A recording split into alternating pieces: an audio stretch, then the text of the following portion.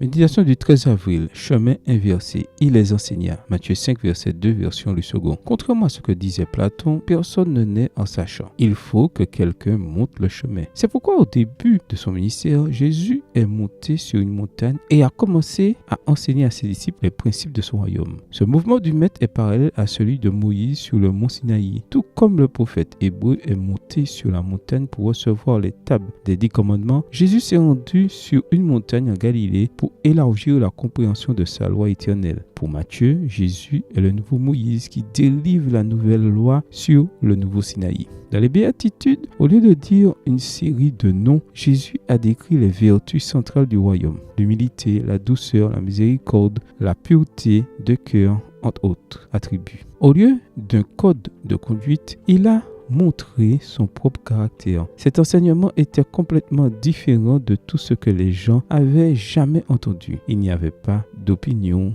de conjecture ou de promesse de libération du joug romain. Chacune de ces phrases était un univers de grâce, l'essence même de la vérité prononcée avec amour et autorité. Eden Tozer disait que si nous voulions présenter une image fidèle de la race humaine à quelqu'un qui ne la connaît pas, il suffirait de prendre les béatitudes et d'en inverser le sens. Tiré du livre The Best of A.W. Tozer, le meilleur de A.W. Tozer, page 14. Au lieu de l'humilité, nous voyons aujourd'hui l'orgueil à son plus haut niveau, la douceur remplacée par l'arrogance. Au lieu de la miséricorde, c'est la cruauté qui règne. Et qu'en est-il de la pureté? Nous ne la voyons pas souvent dans les actions et les intentions de la plupart des gens. Tu remarqueras que le sermon sur la montagne décrit une série de miracles que Jésus doit opérer en nous, de l'intérieur vers l'extérieur. C'est comme s'il sondait les profondeurs de notre être et, en souriant, déclarait que nous avions besoin d'une greffe de cœur. Les béatitudes sont une sorte d'autoportrait de Jésus. Chacun d'entre elles est une capsule de bonheur pour favoriser un changement de cap